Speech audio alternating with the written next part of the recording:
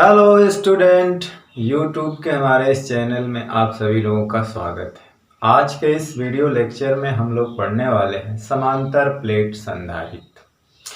इसके पहले के वीडियो लेक्चर में हमने स्फेरिकल मतलब गोली संधारित्र के बारे में पढ़ा था, गोली चालक की धारिता के बारे में पढ़ा था, उसके कैपेसिटर के बारे में पढ़ा था। कैपेसिटी और धारिता का हम लोगों ने डिफिनीशन देखा था, फार्मूला देखा था। अब मात्रक, बीमा, उसका एसआई पद्धति में क्या मात्रक होता है, सीजीएस में क्या मात्रक होता है, तो इन सारी बातों के बारे में हमने चर्चा किया। कैपेसिटर यानी कि संधारित्र जो है, आप लोग जानते हैं कि संधारित्र मतलब क्या है कि एक ऐसी युक्ति होती है, हालांकि हम लोग अभी संधारित्र समांतर प्लेट संधारित्र पढ़ेंगे। तो इसका काम जो होता है, जिसको हम लोग कंडेंसर कहते हैं, तो कंडेंसर का जो काम होता है वो अपने पास एनर्जी स्टोर किए रहता है और एक बार में पूरी एनर्जी को एक बार सप्लाई करता है। हालांकि जितने हमारे उपकरण हैं, फैन है, टुल्लू है, कूलर है, समरसेबुल है, जितने भी सारे उपकरण है मोटर के, उसमें कंडेंसर बगल में लगा होता है। तो कंडेंसर का काम होता है कि वो एनर्जी को स्टोर किए रहता है और इसके बाद जब हम लोग स्टार्ट करते हैं, उपकरण को स्टार्ट करते हैं, तो बहुत हाई एनर्जी मतलब हाई करंट की ज़रूरत होती है। तो बहुत हाई करंट की ज़रूरत होती है तो उसकी सप्लाई कंडेंसर करता है, अपने पास एनर्जी करंट को स्टोर करके रखता है और एक बार में पूरी की पूरी सप्लाई कर देता है। कैपेसिटेंस मतलब धारिता। धारिता का मतलब होता है कि एक एबिलिटी होती है उसकी, कैपेसिटर की एबिलिटी को कैपेसिटेंस कहते हैं, यानी धारिता जो चार्ज को स्टोर करता है, एनर्जी को स्टोर करता है, करने की क्षमता को कैपेसिटेंस कहते हैं। यानी कि उसके एबिलिटी को स्टोर करने को, मतलब चार्ज और ऊर्जा संग्रहित करने को, ग्रहण करने की क्षमता जो है धारिता कहलाती है, कैपेसिटेंस कहलाता है। और तो हम लोगों ने देखा कि जो गोलाकार चालक की धारिता या गोलाकार संधारित्र कह लें, जिसका एक तरह से वो संधारित्र ही होता है क्योंकि इसका एक प्लेट इनफाइनाइट पे होता है। कोई भी चालक संधारित्र हो सकता है, बशर्ते उसका एक प्लेट कहाँ पे होता है, इनफाइनाइट पे, जिसका पोटेंशियल जीरो होता है। अभी हम लोग समांतर प्लेट संधारित्र भी देखेंगे तो उसका एक प्लेट जीरो पोटेंशियल पे रहेगा क्योंकि वो अर्थ रहता है, अर्थिंग रहती है एक प्लेट। तो हमने देखा कि उसका जो है गोलाकार या गोली कोष की जो वो धारिता आई थी, उस पर संचित ऊर्जा हमने निकाला तो वो आया हाफ क्यू स्क्वायर सी या हाफ सी बी स्क्वायर या हाफ क्यूबी।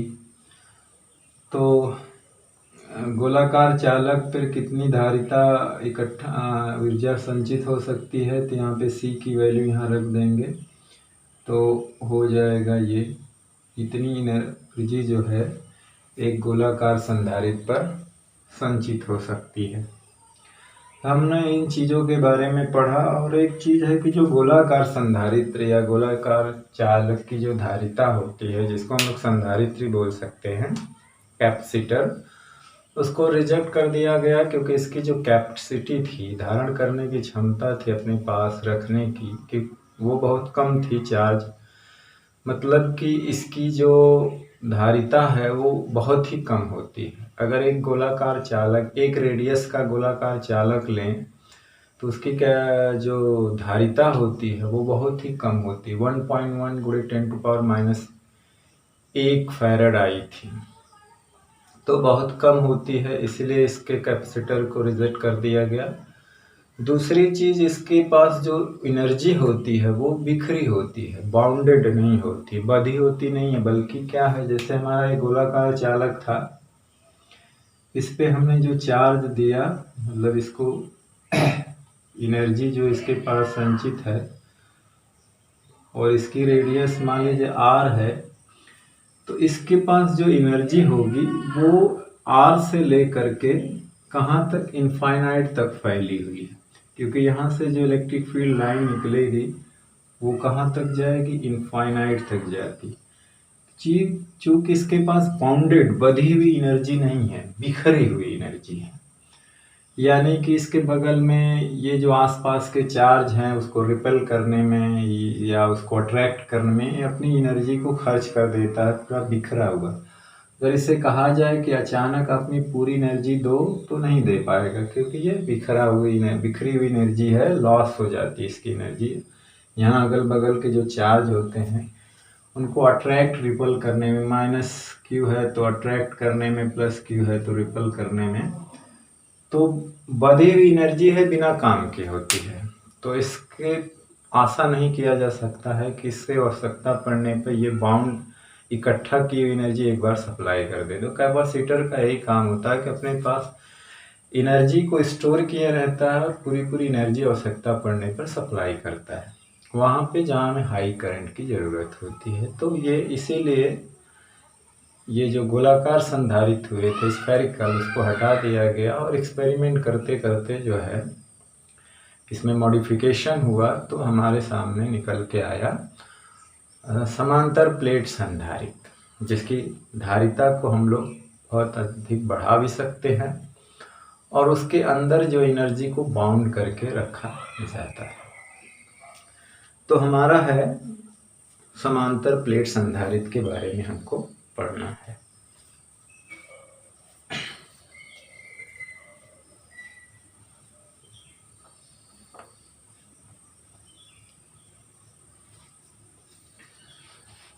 तो पहली बात है कि संधारित्र क्या होता है, फिर हम लोग पढ़ेंगे समांतर प्लेट संधारित्र क्या होता है, फिर आगे पढ़ेंगे समांतर प्लेट संधारित्र का व्यंजक, मतलब उसकी धारिता कितनी होती है।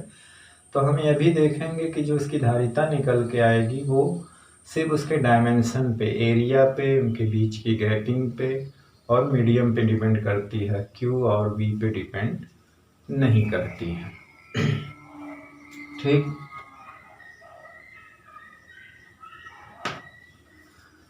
तो हमारा पहला हेडिंग है संधारित्र यानी कैपेसिटर जिसको कहते हैं।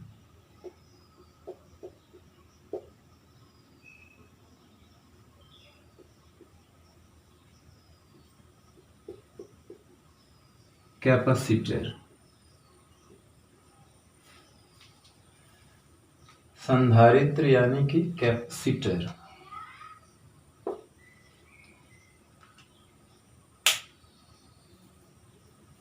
ठीक। तो संधारित्र जो है वो एक ऐसी युक्ति होती है, ऐसा समायोजन होता है, ऐसा विधि होता है, अरेंजमेंट होता है, डिवाइस होती है जिसमें किसी चालक का आकार में परिवर्तन किए बिना उसकी धारिता को बढ़ा दिया जाता है ताकि अधिक से अधिक उस पर चार्ज संचित किया जा सके, अधिक से अधिक ऊर्जा का संचय किया जा सके। ये उसकी डिफिनीशन है। एक अरेंजमेंट होता है संधारित्र जिससे कि उसकी धारिता को उसके आकार, यानी जो चालक होता है वो आकार ऐसा का ऐसा ही पड़ा होता है, उसके आकार में परिवर्तन किए बिना सिर्फ उसी तरह रखते हुए किसी तरीके से उसकी धारिता को बढ़ा दिया जाता है, उसे संधारित्र करते हैं। फिर हम पढ़ेंगे समांतर प्लेट संधारित्र वो क्या होता है। पहले इसको लिख लिया जाए कि संधारित्र जो है एक ऐसी युक्ति होती है, युक्ति यानी कि विधि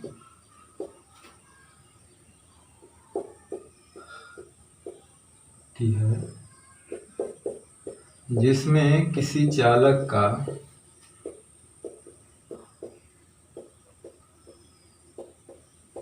आकार परिवर्तन किए बिना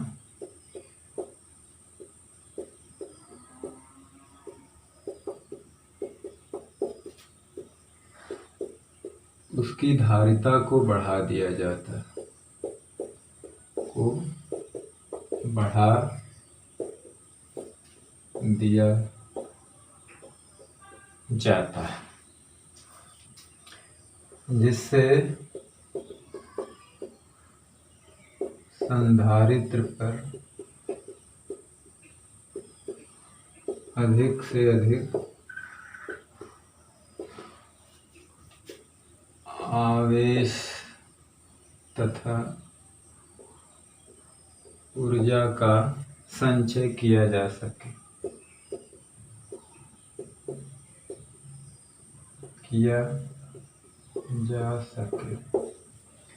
तो ये संधारित्र होता है। ठीक, अब हम लोग पढ़ेंगे समांतर प्लेट संधारित्र, पैरेलल प्लेट कैपेसिटर। समांतर प्लेट संधारित्र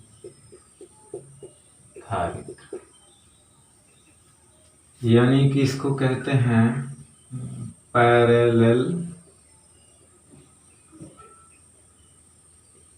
plate capacitor. Parallel plate capacitor, समांतर प्लेट संधारित्र। इसको हम लोग अभी इसके डिफिनेशन पढ़ा जाएगा। तो समांतर प्लेट संधारित्र मतलब है कि में क्या होता है कि इसमें दो प्लेटें होती हैं। इसमें क्या होती है कि दो प्लेटें होती हैं। एक दो समांतर प्लेटें होती है, एक आवेशित होती है और एक जो होती है अनावेशित होती है, वो पृथ्वी से क्या होती है, जुड़ी होती है। तो समांतर प्लेट संधारित्र में क्या होती है कि दो समांतर प्लेटें होती हैं और एक आवेशित होती है, दूसरी अनावेशित और पृथ्वी से जुड़ी होती है। यानी कि जो समांतर प्लेट संधारित्र क्या होता है कि इसमें कहने का मतलब इसकी जो धारिता होती है वो इसके पास, जो समांतर प्लेट संधारित्र होता है तो एक प्लेट आवेशित होता है, तो उसकी धारिता को इसके पास जो है एक अनावेशित पृथ्वी से जुड़ा हुआ चालक एक दूसरा प्लेट ला करके बढ़ा दी जाती है। यानी कि इस तरह की, मतलब आकार सेम होगा लेकिन उसका आकार बदले बिना जो है दूसरी एक प्लेट उसी टाइप का ला करके, जो कि पृथ्वी से जुड़ी होगी, ला करके इस चालक की धारिता को बढ़ा दिया जाता है। तो इसमें जो है कि दो समांतर प्लेटें होती है जिसमें एक आवेशित दूसरी अनावेशित पृथ्वी से जुड़ी होती है। दूसरी चीज़ है कि दोनों प्लेटों के बीच की जो गैपिंग होती है वो बहुत ही कम होती है और प्लेटों के क्षेत्रफल की तुलना में, यानी कि प्लेटों के क्षेत्रफल की तुलना में गैपिंग बहुत कम होती है और एरिया बहुत ज़्यादा होता है। यानी कि वो गैपिंग मतलब है कि गैपिंग के अनुसार उसकी एरिया को हम लोग इनफाइनाइट मान सकते हैं, क्योंकि जो इनफाइनाइट क्वांटिटी होती है वो एक रिलेटिव क्वांटिटी होती है। रिलेटिव का मतलब है कि हम दो चीज़ की तुलना से एक किसी चीज़ को इनफाइनाइट मान लेते हैं। अब दो प्लेटों के बीच मतलब ये है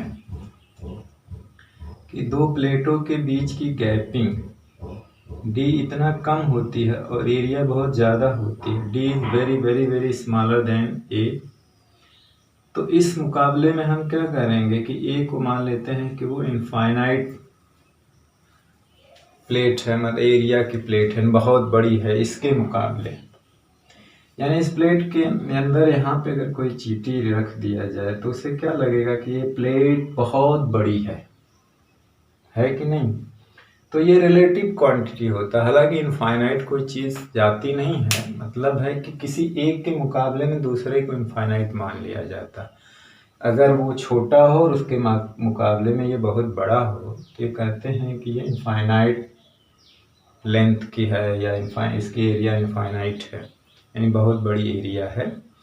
इसलिए मान लिया जाता है कि इनफाइनाइट लेंथ का एरिया का हो जाएगा तो इसके अंदर का जो वैद्युत क्षेत्र होगा वो कांस्टेंट होगा, क्योंकि किनारे पर जो होता है वो इस तरह की विद्युत क्षेत्र रेखाएं जो है ऐसे चलेंगी ना, ऐसे मान लो ये प्लस प्लेट है, ये माइनस है, तो और ये किनारे पे जाके ऐसी हो जाती है, तो इसीलिए इसको बहुत बड़ा मानेंगे तो जो हमारी इलेक्ट्रिक फील्ड वो कांस्टेंट हो जाएगी अंदर इसके।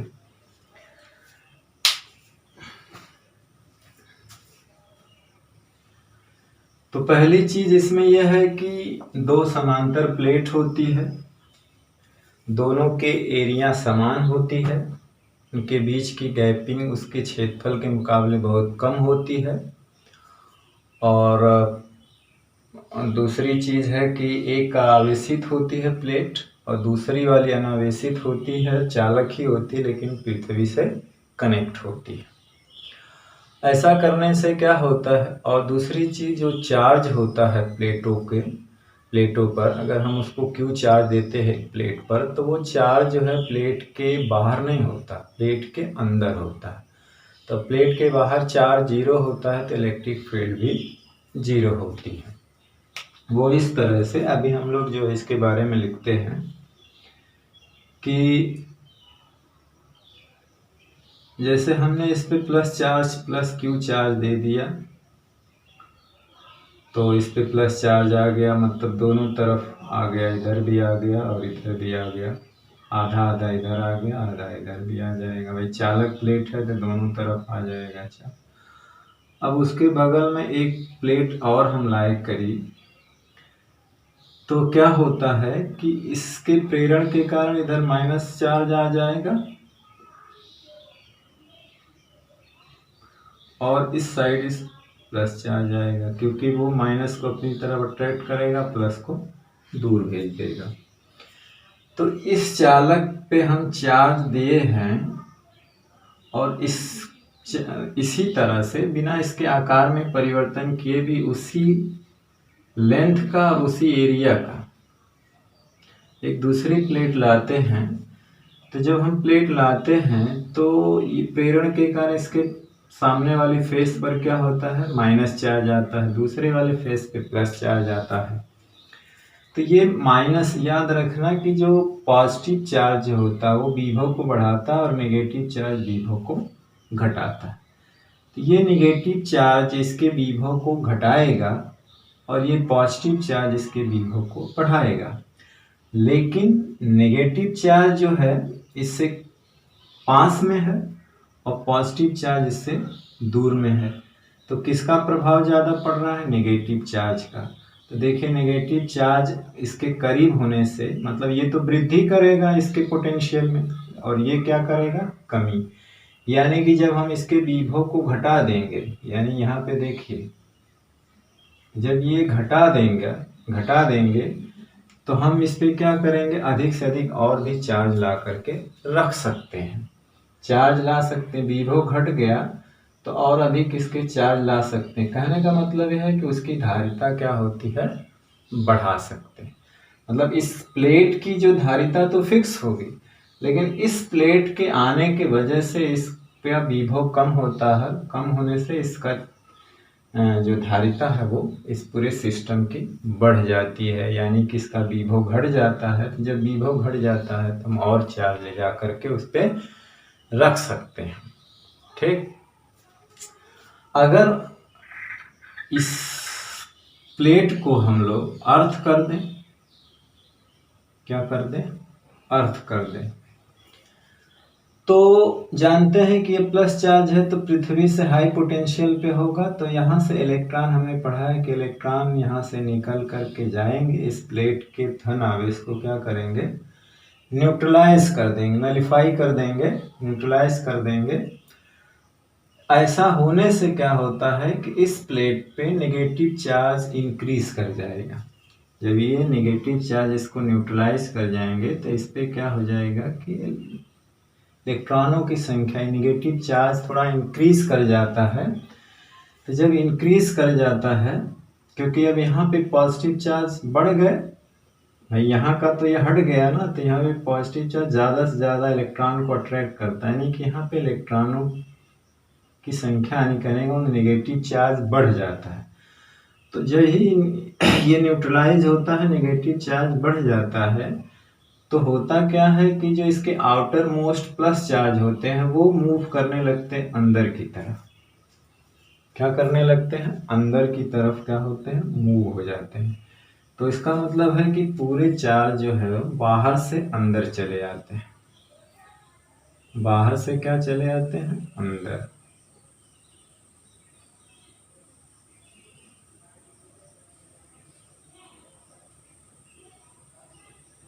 और ये अर्थ का, तो इसीलिए ना इस साइड कोई चार्ज होता है ना इस साइड चार्ज होता है, इस साइड चार्ज जीरो होते हैं, तो इसलिए बाहर इलेक्ट्रिक फील्ड भी क्या होती है, जीरो होते हैं।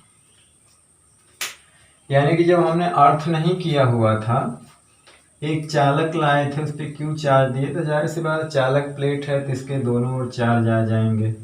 ठीक, अब इसी की धारिता को हमें बढ़ाना है बिना इसके आकार परिवर्तन किए, तो हम इसी जैसा एक दूसरा प्लेट लाएंगे, तो प्रेरण के कारण इस पे माइनस और दूसरी साइड पे प्लस चार्ज आ जाएगा बराबर मात्रा में।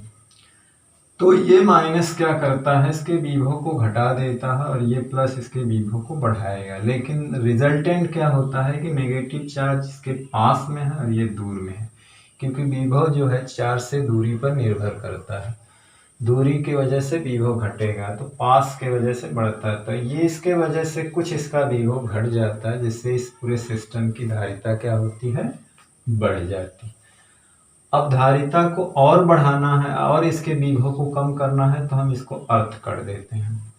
जैसे अर्थ कर देते हैं तो पूरा पॉजिटिव तो चला गया, मतलब न्यूट्रलाइज हो गया अर्थ के इलेक्ट्रॉन से, तो जो इसके विभव को बढ़ा रहा था वो तो गायब हो गया, अब सिर्फ इलेक्ट्रॉन रह गए, मतलब नेगेटिव चार्ज हो गए, तो इसलिए इसका और भी विभव क्या हो जाता है, कम हो जाता है। जैसे विभव कम हो जाता है, पूरे सिस्टम की धारिता क्या हो जाती है, बढ़ जाती है। धारिता बढ़ने का मतलब ये है कि इस पे और से और अधिक चार्ज दिया जा सकता है और अधिक एनर्जी स्टोर की जा सकती है।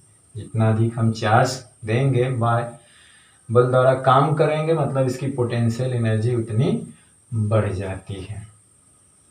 दूसरी चीज, अर्थ करने से क्या होता है, जब ये न्यूट्रलाइज हो जाते हैं तो इनकी संख्या बढ़ जाती है, मतलब ये नेगेटिव चार्ज इंक्रीज करते हैं। जब ये इंक्रीज करते हैं तो इसके आउटर मोस्ट जो प्लस चार्ज होते हैं वो मूव करने लगते हैं अंदर की तरफ, ये इनको अट्रैक्ट कर लेता है अंदर, तो सारे के सारे आउटर मोस्ट प्लस चार्ज अंदर चले जाते हैं, न इधर कोई चार्ज बचता है ना इधर। ऐसा कब होता है, जब हम अर्थ करते हैं। इसलिए इस प्लेट के बाहर जो है इलेक्ट्रिक फील्ड जीरो रहती है, सारी सारी इलेक्ट्रिक फील्ड अंदर रहती है और सारी एनर्जी सारे चार्ज अंदर संचित रहते हैं।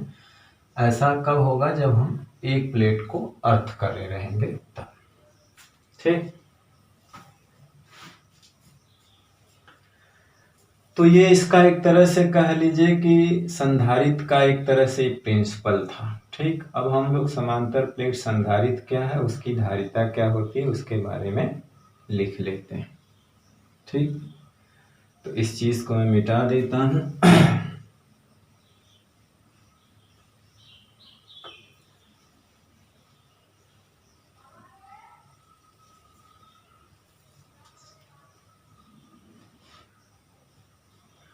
और एक चीज और था कि इसमें जो हम बता रहे थे कि जब ये प्लस चार्ज है और ये इस पे जब नेगेटिव चार्ज है उतना ही, क्योंकि दोनों चार्ज सेम हो जाते हैं, जितना इस पे आ जाता है तो जो प्लस इसका न्यूट्रलाइज होता है ना, वही प्लस इसके अंदर आ जाता है। जो प्लस इसका न्यूट्रलाइज होता है उतना ही प्लस जो इधर रहता है वो इधर आ जाता है, क्योंकि अंदर जितना रहता है उतना ये माइनस खींचता है और उतना इधर प्लस हो जाता। कहने का मतलब ये प्लस दोनों बराबर होते, जैसे ही न्यूट्रलाइज होता है तो इसकी संख्या बढ़ जाती है, क्योंकि ये तो न्यूट्रलाइज हो नहीं पाता है, क्योंकि इसको ये बांधे रहता है, प्लस इसको खींचे रहता है। जैसे ये हटता है तो इन्हीं संख्या में जितने प्लस होते हैं ना, यहाँ इलेक्ट्रॉन बढ़ जाते हैं, तो बाहर वाला जो पॉजिटिव चार्ज होता है अंदर चला जाता है। अब पूरा चार्ज क्यू के बराबर होता है, उतना यहाँ माइनस होता है।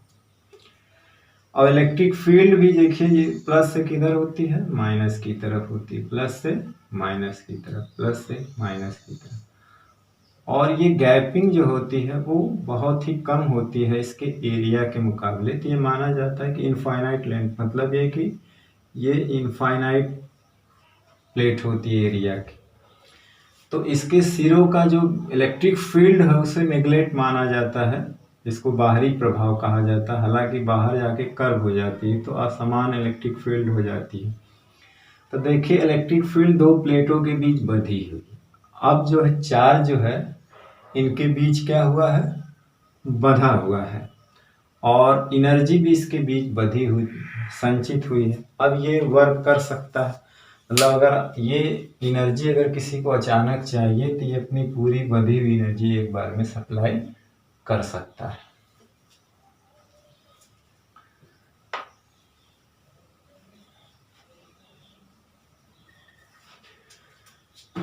तो चलिए इसमें क्या करते हैं कि इसमें दो समांतर प्लेटें होती हैं लिख देते हैं कि इसमें दो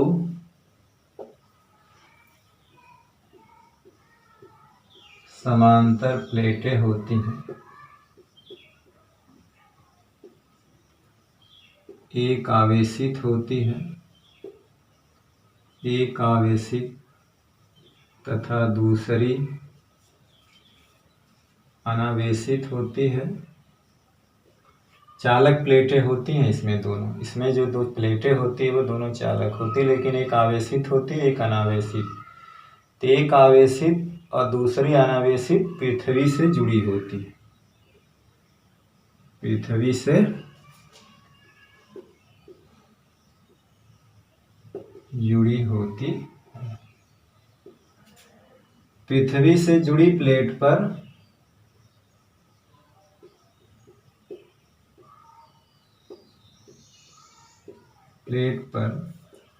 प्रेरण के कारण बराबर और विपरीत आवेश उत्पन्न हो जाते हैं। प्रेरण के कारण बराबर किंतु विपरीत आवेश उत्पन्न हो जाते हैं, बराबर किंतु विपरीत आवेश उत्पन्न हो जाता है। क्या हो जाता है, बराबर और विपरीत आवेश उत्पन्न हो जाता है। दोनों प्लेटों के बीच की दूरी बहुत कम होती है और क्षेत्रफल उसके मुकाबले ज्यादा होता है। दोनों प्लेटों के बीच की दूरी बहुत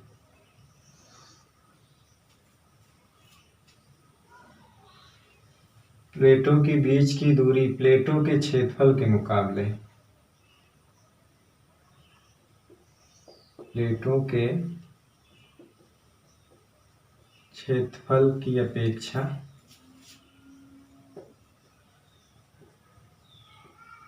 बहुत कम होती है। ये कम लेने का कारण भी अभी देखेंगे कि कम होने की वजह से प्लेट संधारित जो होती है समांतर, उसकी धारिता बढ़ जाएगी। प्लेटों के क्षेत्रफल के अपेक्षा बहुत कम होती, हो जाती नहीं है, बहुत कम होती है। ठीक, अब क्या है कि प्लेटों के बीच के भाग में वायु होता है या कोई परावैद्युत माध्यम भरा होता है। प्लेटों के बीच के माध्यम में वायु या कोई परावैद्युत माध्यम भरा होता है।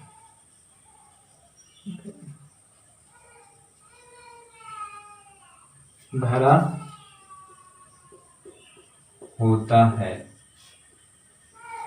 यदि प्लेटों के बीच वायु हो तो इसे वायु संधारित कहते हैं, और यदि परावैद्युत माध्यम परावैद्युत हो तो परावैद्युत संधारित कहते हैं।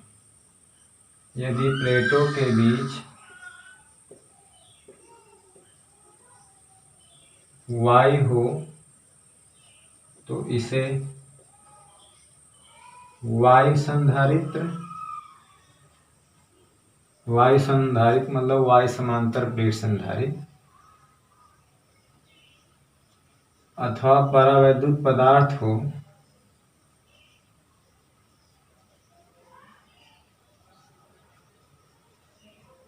तो इसे परावैद्युत संधारित्र कहते हैं। परावैद्युत संधारित्र कहते हैं, परावैद्युत संधारित्र कहते हैं।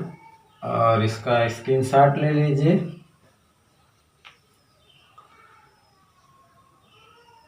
तो इसमें दो शर्तें हैं कि प्लेटों के बीच की दूरी बहुत कम, प्लेटों का क्षेत्रफल बहुत ज़्यादा हो, दोनों प्लेटों का आकार मतलब क्षेत्रफल समान हो और उस पर चार्ज भी बराबर हो और उनके आवेश घनत्व जो होते हैं मतलब पृष्ठ घनत्व जो है वो भी समान हो। चलिए इसका फिगर बना देते हैं और इसकी धारिता को परिभाषित करते हैं।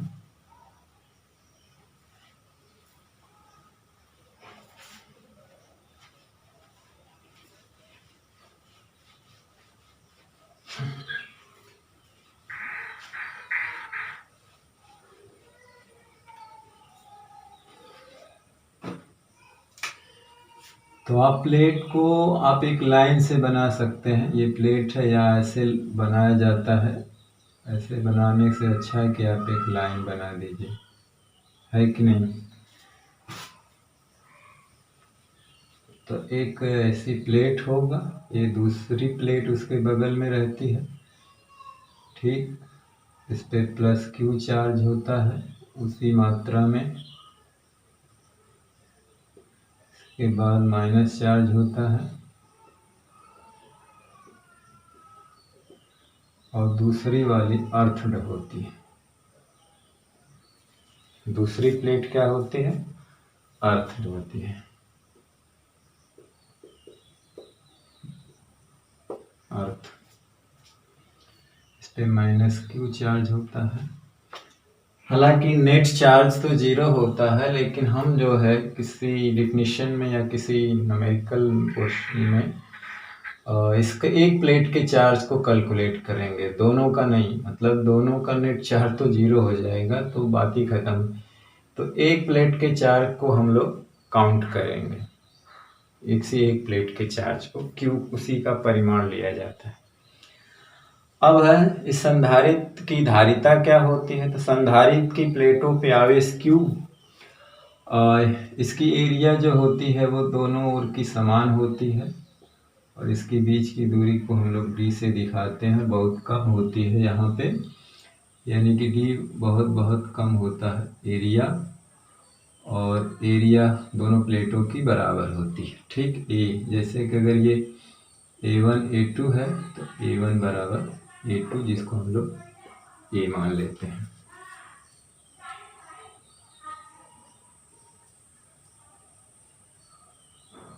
ठीक। तदि संधारित्र की प्लेटों पे आवेश क्यू तथा प्लेटों के बीच का विभवांतर। अब यहाँ पे जो अर्थ होता है उसका तो विभवांतर जैसे जीरो होता है और ये इसका v होता है, तो हालांकि डिफरेंस तो v आएगा जिसको हम लोग लेकिन डेल्टा v से ही दिखाएंगे। तो इसकी धारिता का डिफिनेशन है कि संधारित्र की प्लेटों पे आवेश q, संधारित्र के प्लेटों पर आवेश Q तथा दोनों प्लेटों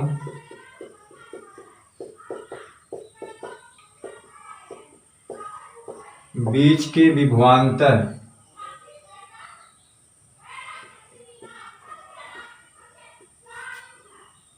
V के अनुपात को, संधारित्र के प्लेटों पे आवेश Q तथा दोनों प्लेटों के बीच के विभवांतर डेल्टा V के अनुपात को संधारित्र की धारिता कहते हैं। धारित्र की क्या होती है, धारिता कहते हैं, C से प्रदर्शित करते हैं।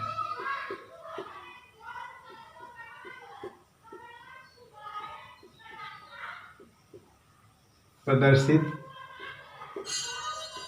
करते हैं। तो इस तरह से C बराबर हो जाएगा Q, मतलब किसी एक प्लेट का चार्ज फैराड, किसी एक प्लेट का चार्ज दोनों प्लेटों के बीच का विभवांतर डेल्टा V के अनुपात को कहते हैं।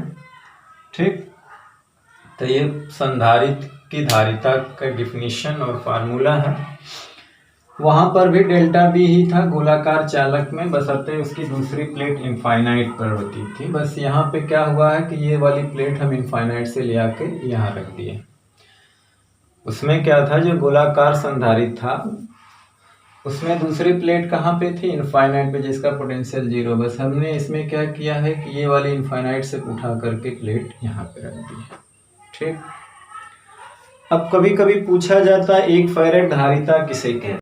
तो चलिए एक फैराड धारिता किसे कहते हैं उसकी डिफिनीशन लिख लेते हैं, अक्सर एक नंबर में पूछा जाता है। तो एक फैराड धारिता किसे कहते हैं, क्वेश्चन में लिख लीजिए कि एक फैराड धारिता किसे कहते हैं।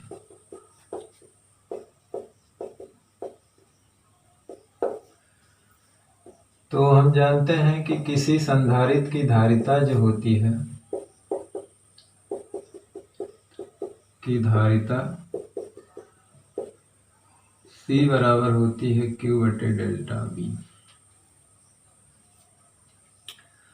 तो अगर हम Q को 1 कूलम और डेल्टा V को 1 वोल्ट रख दें तो C बराबर क्या आ जाएगा, 1 फैराड। C बराबर क्या आ जाएगा, 1 फैराड।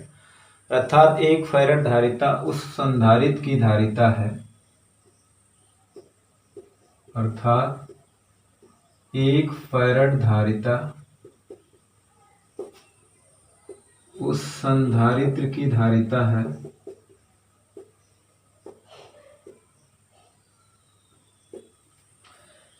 जिसकी प्लेटों पर 1 कूलम आवेश देने पर, जिसकी प्लेटों पर 1 कूलम आवेश देने पर प्लेटों के बीच 1 वोल्ट का विभवांतर उत्पन्न हो जाए, विभवांतर उत्पन्न हो जाए। तो एक फैराड धारिता उस संधारित्र की धारिता है जिसकी प्लेटों पर 1 कूलम आवेश देने पर प्लेटों के बीच 1 वोल्ट का विभवांतर उत्पन्न हो जाए। ठीक, जब हमने Q को 1 कूलम, विभवांतर 1 वोल्ट रखेंगे तभी C 1 फैराड आएगा। ठीक, तो ये एक इम्पोर्टेंट क्वेश्चन है, कभी कभी एक नंबर में पूछ लिया जाता है। आइए हम लोग चलते हैं एक बहुत ही इम्पोर्टेंट और महत्वपूर्ण क्वेश्चन जो अक्सर परीक्षा में प्रूफ करने के लिए पूछा भी जाता है। समांतर प्लेट संधारित्र की धारिता का व्यंजक प्राप्त कीजिए। आता है कि समांतर प्लेट संधारित्र की धारिता का व्यंजक प्राप्त कीजिए। मोस्ट इंपॉर्टेंट क्वेश्चन, तो जल्दी से इसको पॉज करके नोट कर लीजिए या तो स्क्रीनशॉट लीजिए जल्दी से। चलिए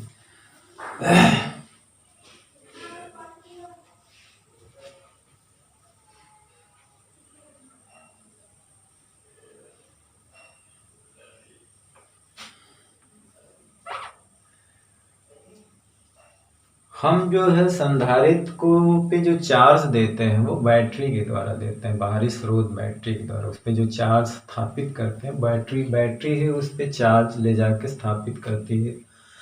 तो वर्क जो करता है वो बैटरी करती है। कौन करता है, बैटरी। अभी इसके बारे में हम लोग संधारित्र पे संचित ऊर्जा का व्यंजक भी प्राप्त करेंगे। हालांकि एक मेथड से हमने गोली चालक का किया हुआ है, तो इसका भी फिर से कर देते हैं इंटीग्रेट मेथड से। तो है समांतर, क्वेश्चन हमारा है कि समांतर प्लेट संधारित्र समांतर प्लेट संधारित्र की धारिता का व्यंजक प्राप्त कीजिए। धारिता का व्यंजक प्राप्त कीजिए। ठीक, तो जानते हैं कि समांतर प्लेट संधारित्र में दो समांतर प्लेटें होती है, इनके बीच की दूरी जो है अत्यल्प होती है और पहली प्लेट आवेशित होती है, दूसरी पृथ्वी से जुड़ी होती है और इनके बीच कोई वायु या कोई परावैद्युत माध्यम भरा होता है। ठीक, यानी कि समांतर प्लेट संधारित्र में दो समांतर प्लेटें होती हैं। प्लेटें, हालांकि हमने लिखा है, आप फिर से लिख सकते हैं अगर ये अकेले आता है तो। दो समांतर प्लेटें होती हैं, दोनों के बीच की दूरी अत्यल्प होती है, कि बीच की दूरी अति अल्प होती है। ठीक, एक प्लेट आवेशित होती है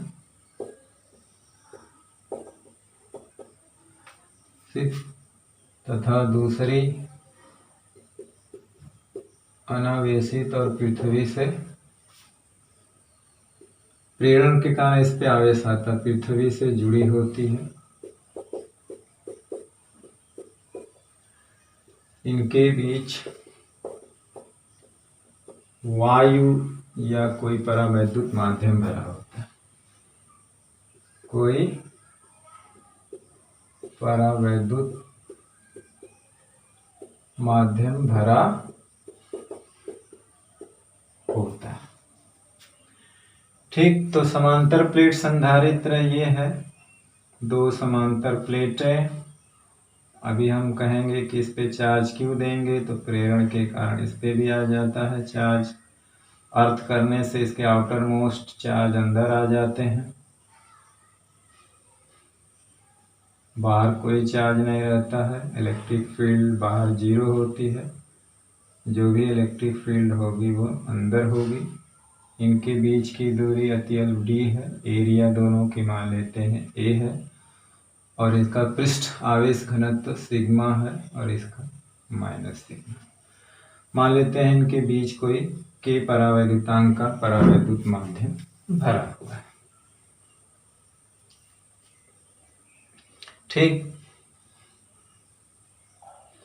तो हम मानेंगे कि माना समांतर प्लेट संधारित्र का प्लेटों का आवेश q, माना समांतर प्लेट संधारित्र की प्लेटों पर आवेश q,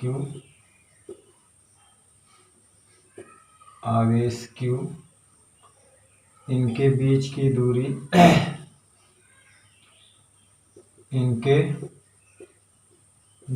की दूरी स्मॉल d, क्षेत्रफल प्लेटों का क्षेत्रफल a, प्लेटों का क्षेत्रफल क्या है a, तथा इनका पृष्ठ आवेश घनत्व सिग्मा, इनका पृष्ठ आवेश घनत्व जो है सिग्मा, वह इनके बीच, वह प्लेटों के बीच के परावैद्युतांक का परावैद्युत माध्यम भरा है, परावैद्युत माध्यम भरा है।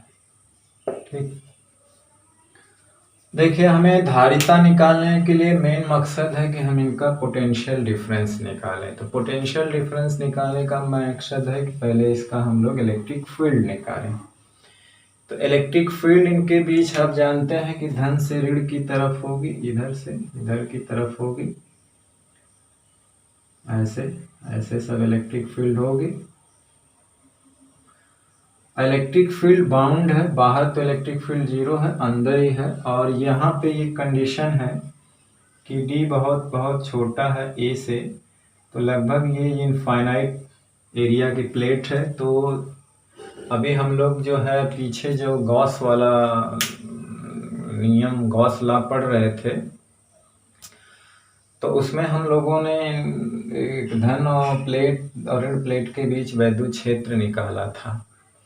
तो एक प्लेट के कारण वैद्युत क्षेत्र क्या आया था, अगर इस एरिया प्लेट की ए होगी तो ये आया था सिग्मा 2 एप्सिलॉन नॉट, सिर्फ एक प्लेट के कारण। ठीक, एक प्लेट के कारण जो है वो एरिया आई थी ये बाहर। अब दोनों ये प्लेटें हैं, वहां पे तो हमने अचालक प्लेट लिया हुआ था। अब यहाँ पे का अर्थ है तो चार्ज तो अंदर है, एक ही सतह पे है, बाहर तो है नहीं। तो बाहर अगर हम यहाँ पे निकालें तो बाहर देखेंगे इलेक्ट्रिक फील्ड 0 आएगी, वहाँ आई भी थी, हमने अचालक प्लेट लिया हुआ था, तो जो चार्ज था एक ही सतह पे था। और हमने करवाया भी था कि एक दो प्लेटें विपरीत आवेशित समान चार्ज हैं, तो देखा था अंदर इलेक्ट्रिक फील्ड थी, बाहर 0 थी। तो एक प्लेट के कारण यहाँ पे होगी और दूसरे प्लेट के कारण भी यहाँ पे होगी, तो इसके भीतर इलेक्ट्रिक फील्ड कितनी होगी, भाई इसके कारण इस तरफ है और चार्ज के कारण भी उसी तरफ होती है, तो E1 E2 दोनों एक ही साइड में होगी, तो नेट इलेक्ट्रिक फील्ड क्या हो जाएगी, वो भी उतना ही होगी। और जानते हैं कि इस फार्मूले में डिस्टेंस नहीं है, तो इलेक्ट्रिक फील्ड यहाँ हो कहीं भी हो वो समान होती है। तो नेट इलेक्ट्रिक फील्ड क्या हो जाएगी, सिग्मा साइलेंट नॉट। अगर इनके बीच का माध्यम का परावैद्युतांक k है तो k से गुणा हो जाएगा। ठीक, तो ऐसा इसके बीच जो इलेक्ट्रिक फील्ड आएगी वो आएगी sigma upon epsilon not k, sigma upon epsilon not k है। तो प्लेटों के बीच जो इलेक्ट्रिक फील्ड होगी वो ये होगी, बाहर 0 होगी, ऐसा करके आप लोगों ने देखा है। ठीक, तो ये प्लेट के बीच इलेक्ट्रिक फील्ड ये होगी। तो हम इसको डायरेक्ट इस तरह से लिखेंगे, अतः प्लेटों के बीच विद्युत क्षेत्र, प्लेटों के बीच विद्युत क्षेत्र E क्या हो जाएगा, sigma upon epsilon not k जो है उसका परावैद्युतांक है। हालांकि होता तो है सिग्मा बटे एप्सिलॉन, अगर किसी माध्यम में तो एप्सिलॉन बराबर होता है एप्सिलॉन नॉट k, क्योंकि k बराबर होता है एप्सिलॉन बटे एप्सिलॉन नॉट। ठीक,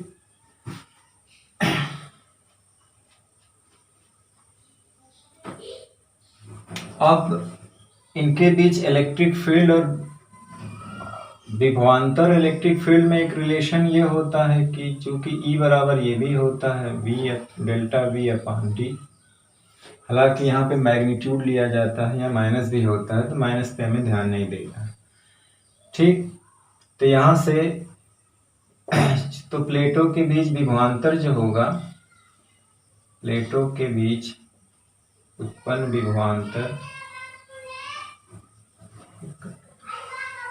विभवांतर क्या है, प्लेटों के बीच उत्पन्न विभवांतर जो होगा डेल्टा V जो है वो E इंटू डी हो जाएगा, है ना, डिस्टेंस इंटू डी। अब क्या है कि E की यहाँ पे वैल्यू रख देंगे तो हमें डेल्टा V क्या मिल जाएगा, विभवांतर, ये E है सिग्मा एप्सिलॉन नॉट k और इंटू डी हो जाएगा। तो हमारा मेन मकसद था पोटेंशियल डिफरेंस दोनों के बीच मालूम करना। अब हमें पोटेंशियल डिफरेंस मालूम हो गया, इसकी धारिता C है, इसकी धारिता क्या है, C है, और सिग्मा बराबर जानते हैं यहाँ पे Q बाई A होता है। हाँ, एक चीज़ और है कि यहाँ पे याद रखना कि अभी भी लिख देते हैं। अच्छा, चलिए, हालांकि इतनी चीज़ का स्क्रीनशॉट ले लीजिए, मिटा देता हूँ ऊपर वाली चीज़।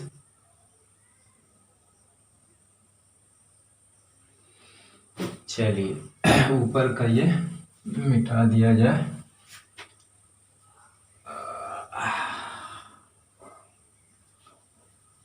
अब जो है तो यहाँ पे चूंकि सिग्मा बराबर क्या होता है Q/A, ठीक, तो इसलिए डेल्टा बी बराबर हमारा क्या हो जाएगा, डेल्टा बी जो हो जाएगा वो Q/एप्सिलॉन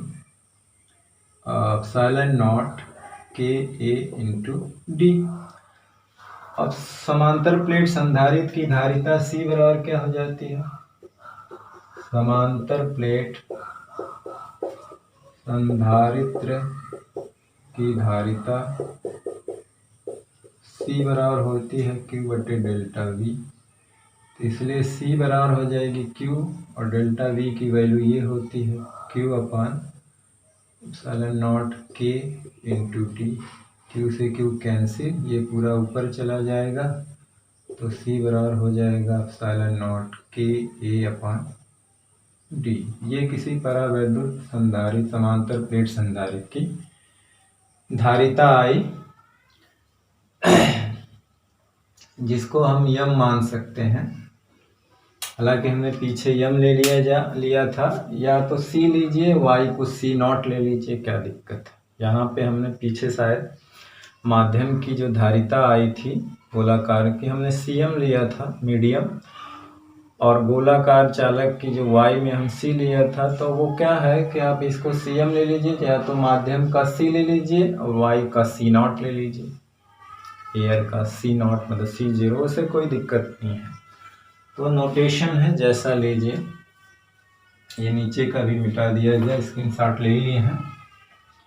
तो इस तरह से हमारी जो है समांतर प्लेट संधारित्र की धारिता का यह व्यंजक आया, और ये है समांतर प्लेट संधारित्र परावैद्युत संधारित्र। समांतर प्लेट परावैद्युत संधारित्र है क्योंकि इसके अंदर के परावैद्युतांक का माध्यम भरा हुआ था।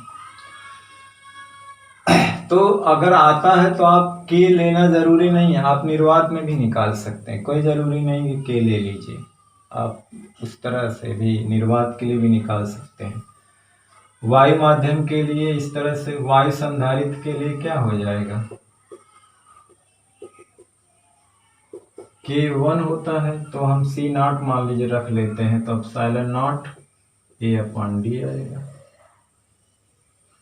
अब देख रहे हैं कि धारिता जो है किस पे निर्भर कर रही है, मीडियम पे और उसके डायमेंशन पे, एरिया D साइलेंट नॉट मतलब है उसके चारों ओर के माध्यम पे एयर हो, अगर कोई परावैद्युत पदार्थ हो तो K आ जाएगा, चारों ओर के मीडियम में एयर है, बीच का माध्यम अगर K है तो K आ जाएगा परावैद्युतांक। देखिए एरिया और D पे डिपेंड है, Q और B पे डिपेंड नहीं है धारिता। जैसे R जो होता है B और I पे डिपेंड नहीं होता है, B और I पे नहीं, R डिपेंड होता है किस पे, L और A, मतलब क्षेत्रफल और लंबाई पे तार के, ठीक है, पदार्थ का गुण होता है, मतलब तार का एक रेजिस्टेंस फिक्स होता है, अगर इनमें परिवर्तन करेंगे तब ये परिवर्तित होगा। उसी तरह से कैपेसिटेंस एरिया और D परिवर्तन करने से परिवर्तित होगा, Q और डेल्टा V से परिवर्तित नहीं होगा। ये तो उसकी डिफिनीशन है, जैसे R की डिफिनीशन है V और I के हिसाब से, उसी तरह इसको डिफाइन किया गया। तो ये हमारा फाइनल रिजल्ट है। तो इस आधार पे हमने क्या देखा कि C प्रोपोर्शनल टू A आ गया और इनवर्सली प्रोपोर्शनल टू 1/D आ गया। मतलब है कि प्लेट की एरिया बढ़ाने से धारिता बढ़ जाएगी और बीच की दूरी घटाने से धारिता बढ़ जाएगी, इसीलिए प्लेटों के बीच की गैपिंग बहुत कम रखी जाती है, अति अल्प रखी जाती है। प्लेटों के बीच की गैपिंग क्या होती है, अति अल्प रखी जाती है, ठीक।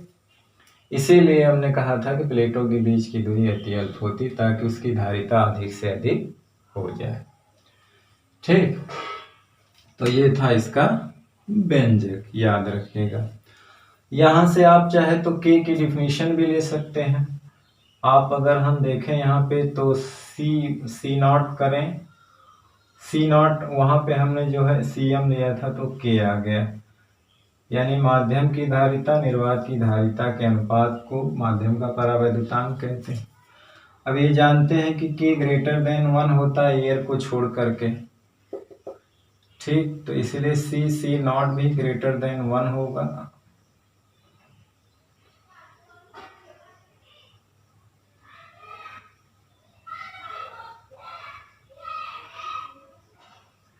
K की वैल्यू हमेशा 1 से क्या होती है, अधिक होती है ना।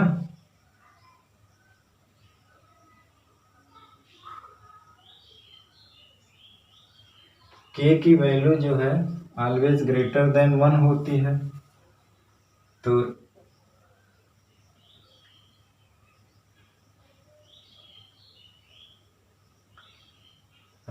क्या हुआ यहाँ पे कि K ग्रेटर देन 1 है, तो यहाँ पे सॉरी सही है, सही है, तो ये भी ग्रेटर देन 1 हो जाएगा, तो इसीलिए C greater than C not, हाँ सही। तो इसका मतलब है कि जो परावैद्युत संधारित्र की जो धारिता है वो वाय संधारित्र की अपेक्षा अधिक होती है। मतलब कि परावैद्युत कितनी होती है, K गुना ज़्यादा होती है, यानी कि C जो होती है वो C नॉट K होती है, K गुना ज़्यादा होती है। यानी परावैद्युत संधारित्र की धारिता जो होती है, परावैद्युत संधारित्र की जो धारिता होती है वो जो है वाय संधारित्र की अपेक्षा K गुना अधिक होती है। वाय संधारित्र से K गुना अधिक होती है, K गुना अधिक होती है। ये सब तो एक्स्ट्रा चीज थी, अगर वो सिर्फ व्यंजक पूछे तो आप यहीं ला करके खत्म कर दीजिएगा। यानी कि प्लेट की एरिया बढ़ा देंगे C बढ़ जाएगा, D कम से कम रखेंगे तो C बढ़ जाएगा, ठीक। अगर कोई परावैद्युत माध्यम रख देंगे तब भी धारिता बढ़ जाएगी। देखिए K भी इसके प्रोपोर्शनल है, यानी K का मान अधिक हो जाएगा तो भी धारिता बढ़ जाएगी, ठीक। तो ये था बहुत ही इम्पोर्टेंट क्वेश्चन है, अक्सर पूछा जाता है और इस पे सवाल भी आते हैं। जैसे हम अभी तो न्यूमेरिकल इसका कराएंगे ही भी, मतलब अगर जो 2 छोटे सवाल इस पे ले रहे हैं, स्क्रीनशॉट ले लीजिए इसका, या पॉज करके भी नोट कर लीजिएगा, बैक करके भी नोट कर सकते हैं आप वीडियो को। चलिए,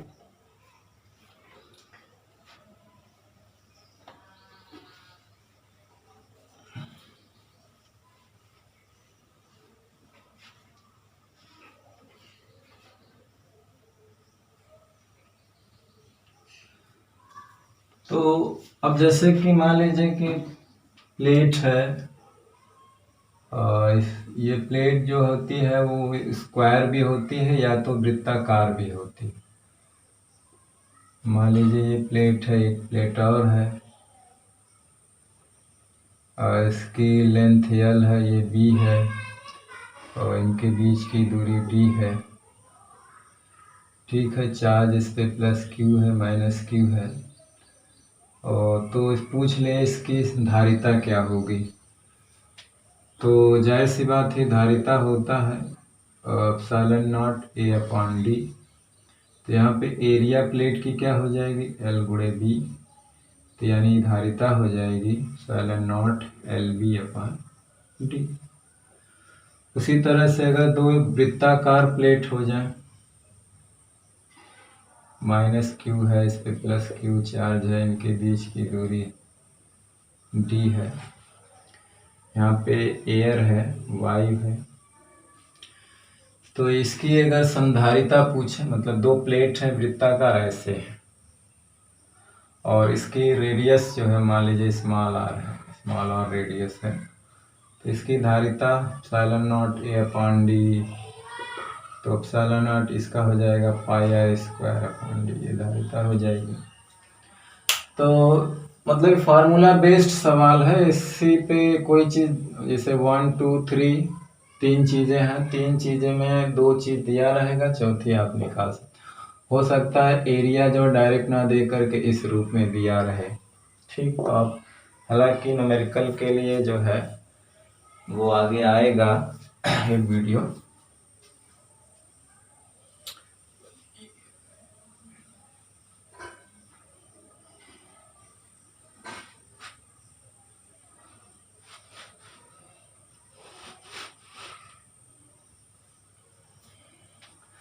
अब चलिए आवेशित संधारित्र की स्थितिज ऊर्जा देख लेते हैं।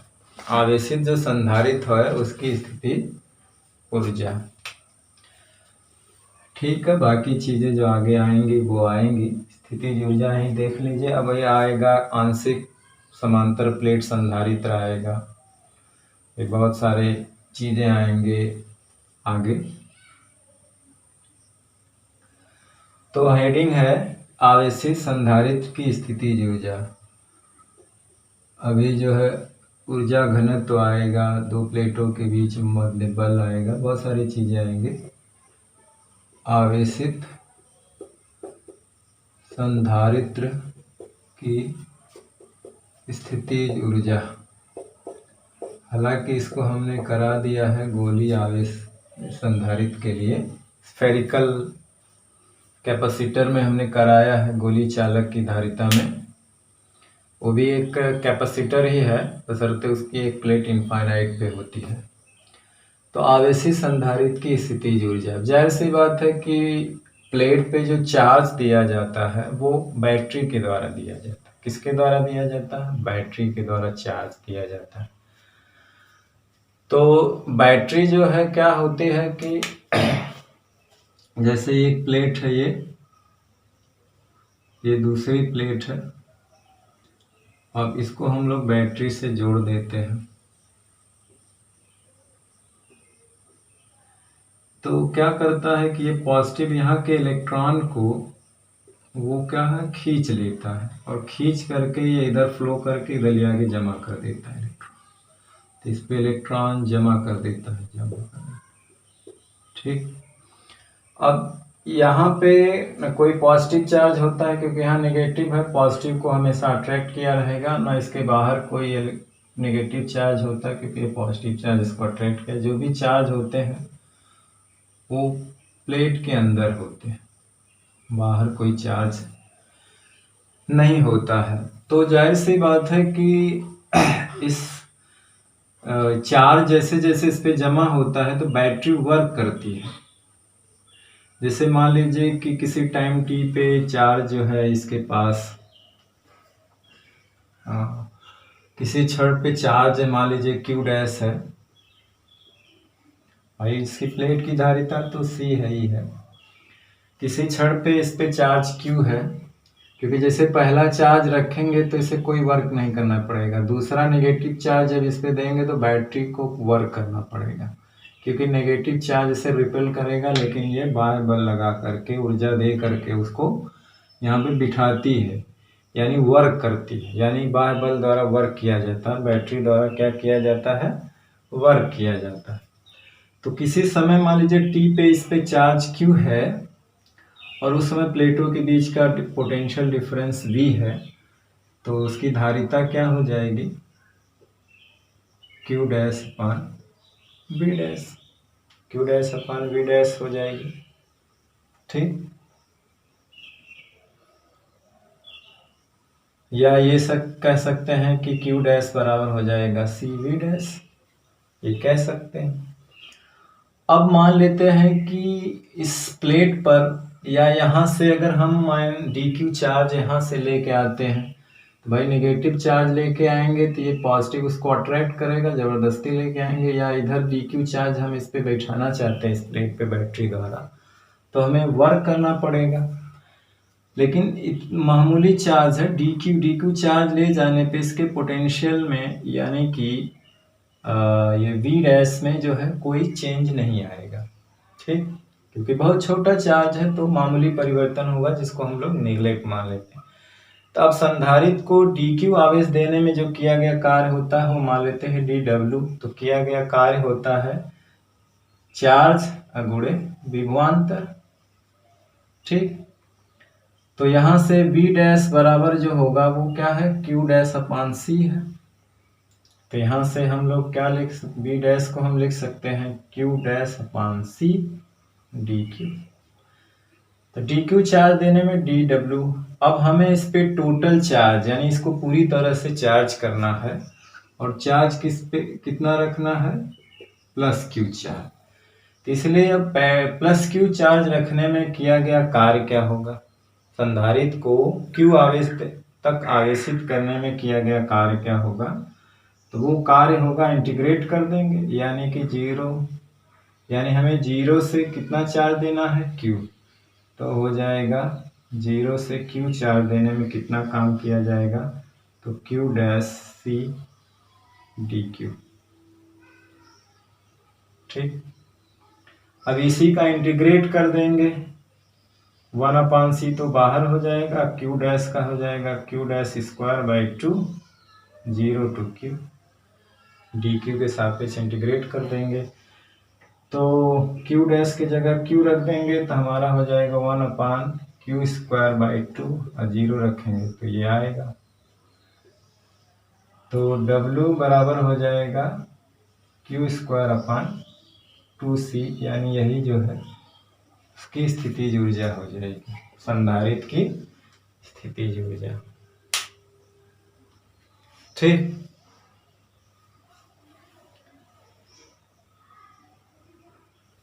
तो हम मानेंगे इसमें कि माना किसी क्षण संधारित्र पर आवेश q डैश और उनके प्लेटों के बीच का विभवांतर क्या है, b डैश।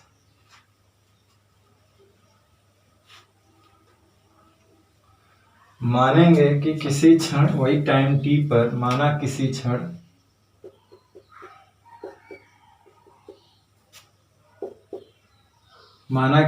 संधारित्र के प्लेटों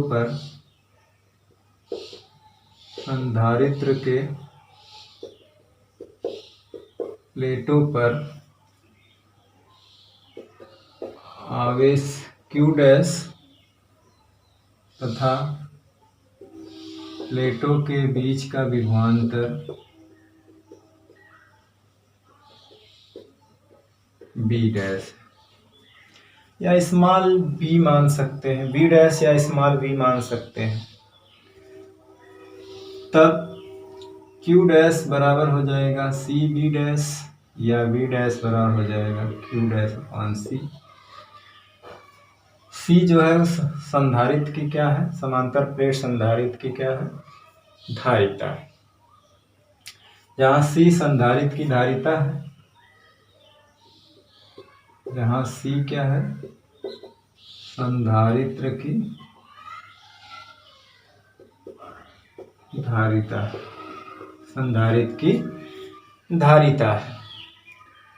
अब इस स्थिति में क्या है, संधारित्र को dq आवेश देने में किया गया कार्य, या हम काम करें चाहे बैटरी काम करे, क्योंकि चार्ज तो बैटरी ही ले जाकर उस पर रखती है। तो हमने अब इस स्थिति में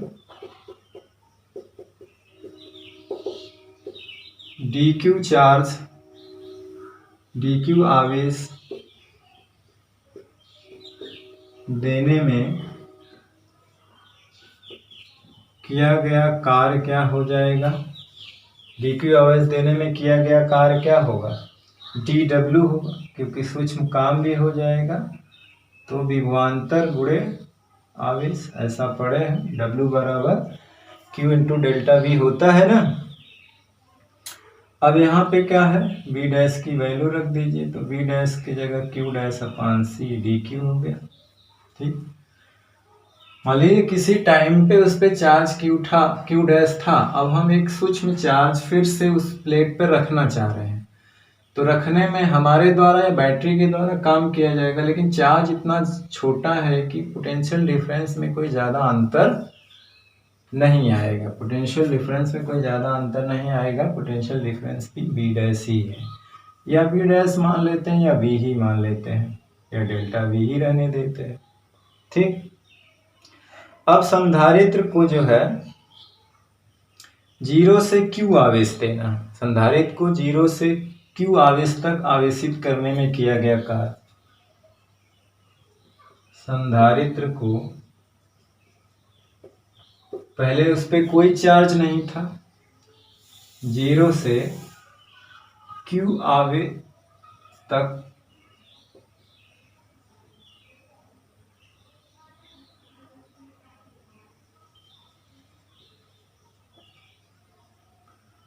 आवेशित करने में किया गया कार्य, आवेशित करने में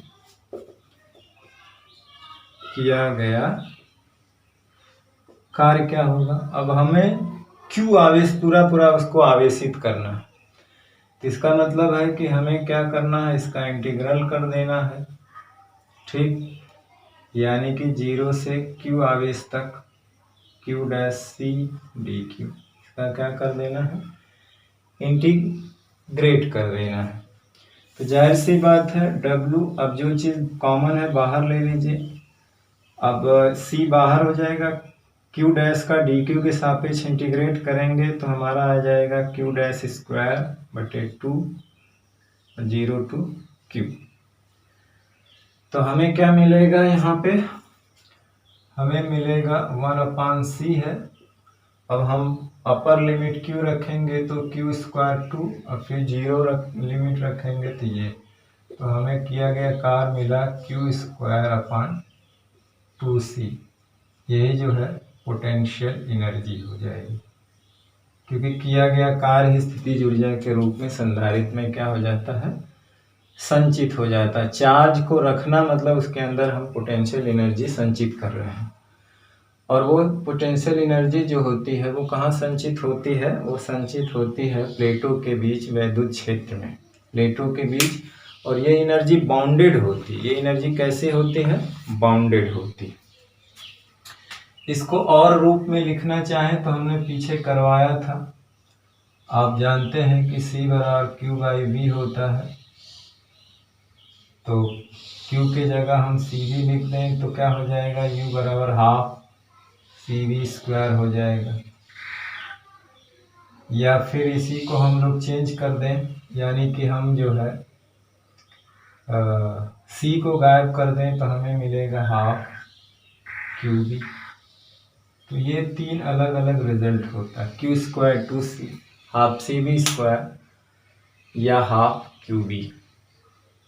हमने जो ग्राफ से किया था तो पहले ये आया था, इंटीग्रल मेथड से किया तो पहले आया हाफ CV स्क्वायर। ये 3 रिजल्ट है। यहाँ पे हमने C को गायब कर दिया, यानी C की जगह QB रख देंगे तो ये आ जाएगा। ठीक, तो ये जो कार्य जो है प्लेटों पे बैटरी द्वारा चार्ज रखा जाता है, तो कार्य जो है बैटरी करती है। तो बैटरी जो कार्य करती है वो उसका कार्य होता है, बैटरी द्वारा किया गया कार्य QB होता है, या कह लें कि CV स्क्वायर होता है, या Q स्क्वायर C होता है, तो QB होता है। इसे किया गया कार्य का हमारा फार्मूला क्या आता है, W बराबर Q गुणे डेल्टा V या V। तो बैटरी द्वारा जो ऊर्जा दी जाती है, बैटरी द्वारा किया गया कार्य दी गई ऊर्जा तो ये होती है, लेकिन प्लेटों के बीच संचित कितनी होती है, हाफ QB। प्लेटों के बीच कितनी संचित होती है, हाफ QB। यानी कि बैटरी द्वारा दी गई ऊर्जा का आधा ही जो है प्लेटों के बीच संचित होती है, आधा कहाँ चली जाती है, जो वायर होते हैं वायर, उस वायर के प्रतिरोध होता है, कुछ न कुछ प्रतिरोध होता है, तो वायर को गर्म करने में ऊष्मा के रूप में आधी चली जाती है, वायर के गर्म करने में। ये महत्वपूर्ण क्वेश्चन है। बैटरी द्वारा तो ऊर्जा इतनी दी जाती है लेकिन संचित इतनी होती है, आधी कहाँ जाती है। तो वायर को गर्म करने में जो इसका रेजिस्टेंस होता है उसके ऊपर एनर्जी लॉस हो जाती है, क्योंकि रेजिस्टेंस होता है तो ऊष्मा के रूप में I स्क्वायर RT के रूप में क्षय हो जाती है। ठीक, तो उसी चीज़ को हम लोग नोट में लिख लेते हैं, कुछ बातें जो है इम्पोर्टेंट नोट में लिख लेते हैं। इसका स्क्रीनशॉट ले लीजिए। चलिए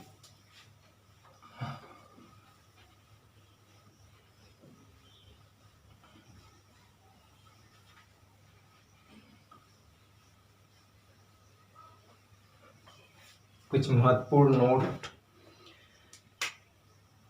तो देखिए, पहला है कि जो विद्युत ऊर्जा का जो संचय होता है, यानी कि जो विद्युत स्थितिज ऊर्जा का संचय होता है, संधारित्र में विद्युत स्थितिज ऊर्जा का संचय विद्युत क्षेत्र के रूप में होता है। पहला है कि संधारित्र में विद्युत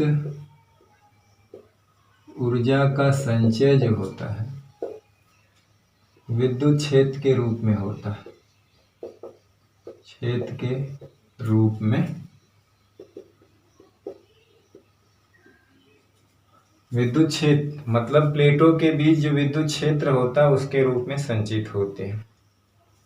ठीक, प्लेट है दोनों, उसी के इलेक्ट्रिक फील्ड के अंदर होती है। ठीक, बंधी हुई एनर्जी होती है। दूसरी चीज है कि संधारित्र को आवेशित करने में, यानी कि संधारित्र में ऊर्जा संचित करने के लिए बैटरी द्वारा जो कार्य किया जाता है वो क्यूबी किया जाता है। दूसरा है संधारित्र में जो है ऊर्जा संचय करने के लिए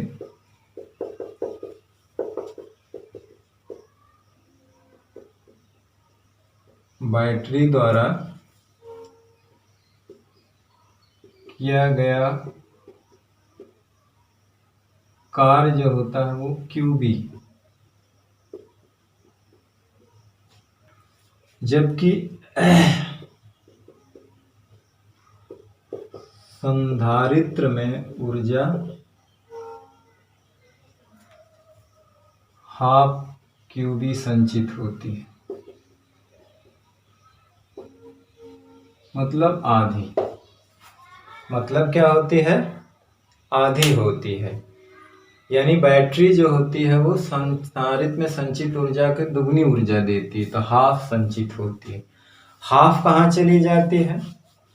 तो जो आधा भाग होता है, शेष बचा हुआ भाग जो होता है, यानी कि शेष हाफ क्यूबी भाग जो होता है, शेष हाफ क्यूबी भाग जो होता है वो परिपथ के प्रतिरोध के सिरों पर, परिपथ के